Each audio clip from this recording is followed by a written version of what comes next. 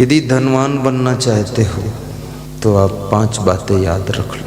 पारिच्य कारणम अत्यंत धीरम धृतदंडम विकारिषु जितात्मानम पश्चात्मानम जितात्मना धृतदंडम विकारिषु श्री निर्सेवते। ये श्लोक विदुर नीति का है, धनवान बनने का श्लोक। श्री निर्सेवते अत्यंत धीरम पारिच्य कारणम धृतदंडम विकारिषु जितात्मानम पश्चात्मानम। मैं उल्टा पढ़ा हूँ श्लोक। श्री निर्सेवते सीधा ऐसे नहीं है, सीधा है वश्यात्मानम जितात्मना धृतदंडम विकारिषु पारिच्य कारणम अत्यंत धीरम श्री निर्सेवते। पर मैं नीचे से पढ़ देता हूँ इसलिए कि थोड़ा मत जाना चाहिए। मक्खन निकल आता है मतने से। मैं कोई भी चीज़ याद करता हूँ, उल्टा भी याद करता हूँ, सीधा भी याद करता हूँ। उल्टा भी बोलता हूँ, सीधा भी बोलता हूँ, तो कभी भूलता नहीं। लेकिन इसके लिए थोड़ा प्रचंड बुद्धि चाहिए, क्योंकि कम बुद्धि वाले सीधा ही नहीं याद हो रहा, उल्टा क्या याद होगा। तो अभी बताऊंगा कि बुद्धिमान कैसे बन सकता। वश्यात्मानम, जिसकी इंद्रियां वश में है वह व्यक्ति धनवान बनता है। जो इंद्रियों के वश में हो जाता है वो निर्धन हो जाता है। छोटा सा फार्मूला है। जैसे आपके देश के बहुत बड़े उद्योगपति किंगफिशर हवाई जहाज कंपनी के मालिक विजय माल्या जी इंद्रियों के गुलाम हो गए तो हवाई जहाज सब बिक गए, देश छोड़कर भागना पड़ा। सोचिए,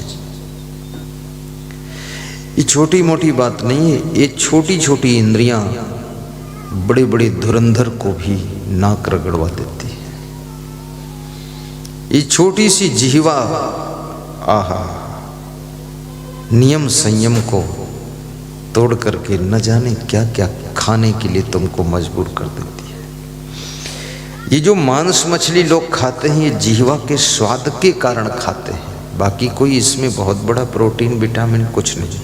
ना ना, मूली खा लो, गाजर खा लो, वही विटामिन सब मिल जाएगा। मछली खाने की जरूरत नहीं है। लेकिन मछली के टुकड़े को जब मुंह में दांत के नीचे चबाते हैं, दबाते हैं, तो जो कचकच जैसा लगता है, वो जो एहसास है, फीलिंग है, उसके कारण उसको खाते हैं। ये मनुष्य बड़ा अद्भुत प्राणी है। ये टेस्ट में भी फंस जाता है। ये तो बहुत जगह फंसा हुआ ही है। यो जिता पंचवर्गेण सहजे नातम कर्षिणा आप दस्तस्य वर्धन्ते शुक्ल पक्षी ओटुराट।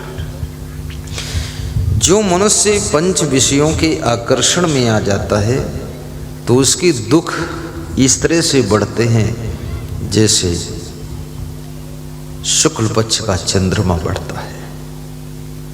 ऐसे उसकी आपत्तियां रोज बढ़ती है। इसलिए मैं निवेदन करूंगा कि अपने आप को, इंद्रियों को वश में करो। और इसमें कोई खास बात नहीं है, छोटी सी सिंपल सी बात है। इंद्रियां कैसे वश में होंगी?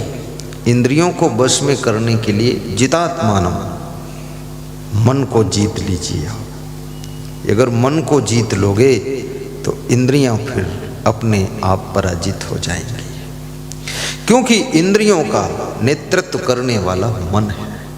अब सवाल ये खड़ा हो गया कि मन को कैसे जीतोगे आप? मन को कैसे जीत पाओगे? क्योंकि मेरा मन डोले, मेरा तन डोले, मेरे दिल का गया करार रे। कौन बजावे बांसुरिया, कौन चलावे साइकिलिया और कौन खावे गोबरिया।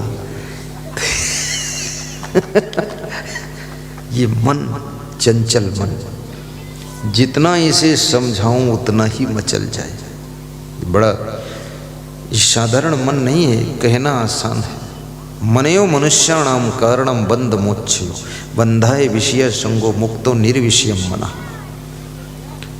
मन ही मनुष्य के बंधन और मोक्ष का कारण है। जब मन विषयों में रमण करता है तो बंधन तैयार करता है, और जब मन निर्विषय स्थिति को प्राप्त होता है तो यही मन मुक्ति का द्वार भी खोलता है, मुक्ति का द्वार भी खोलता है। ये मन बड़ा चंचल है, कैसे इसे समझाऊं।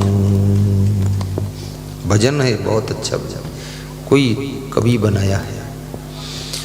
ये मन बड़ा चंचल है, कैसे इसे समझाऊं। जितना इसे समझाऊं उतना ही मचल जाए। इसलिए जब तुम ध्यान में बैठते हो तो तुम्हारा मन ज्यादा चंचलता करता है। माताओं बहनों से निवेदन है, जिनको नीचे बैठने में तकलीफ हो उनके लिए वहाँ कुर्सी लगा दी गई है, और कुर्सी बढ़ी दीजिए। यहाँ भी लगी रखना, उधर से ले आना, उधर खाली पड़ी है। हाँ, महिलाओं का सम्मान। जितने पुरुषों को बैठने में तकलीफ हो, नीचे घुटना दर्द हो, कमर में तकलीफ, वहाँ बैठ जाना, संकोच मत करना, छूट है। और अगर बैठने को कुर्सी न मिले तो कल एक कुर्सी खरीद कर लाना, यहीं बैठना, यहीं दान कर देना, ले जाओ।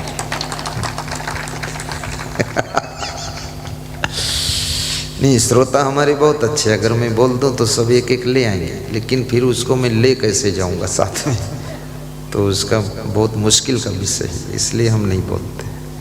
और मेरी इच्छा है सबको कुर्सी पर बिठाऊं। मेरा समय आएगा तो सब कुर्सी पर बैठेंगे, और सोफा सेट भी कुछ लोगों के लिए बिल्कुल ठाठ से बैठो। अब ये जो कुर्सियां हैं ना, ये कुर्सियां बैठने वाले को आराम नहीं देती। ये बैठने वाला कुर्सी को संभाले रहता है, नहीं तो कुर्सी तो स्वयं लुढ़कना चाहती है। हाँ, ये बहुत कमजोर कुर्सी है, तो दिखावटी है, खाली नाम है कुर्सी, बाकी दम नहीं इसमें। कुर्सी तो फिर मतलब बैठ जाओ, तो कुर्सी संभालने की चिंता हमें नहीं रहनी चाहिए, ऐसी कुर्सी होनी चाहिए। इन प्लास्टिक कुर्सियों में कई बार लोग गिर गए, टूट गई। हमारे सत्संग में कम से कम 20 बार लोग गिरे हैं इसमें, और लाइन से लगी थी कुर्सियां, गिर गई, उसमें टांगे फंस गई, निकली नहीं पाए, बड़ी देर हम खींच के निकाल।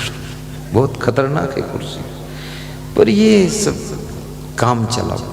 पर एक वक्त आने वाला है, सबके लिए कुर्सियों का प्रबंध होगा, और सबको बिठाऊंगा, ठाठ से बैठो, लेकिन फिर टिकट लगा दूंगा। एक श्रोता का 20 रुपये का टिकट, बस। जो नहीं देगा टिकट वो आएगा नहीं निकट।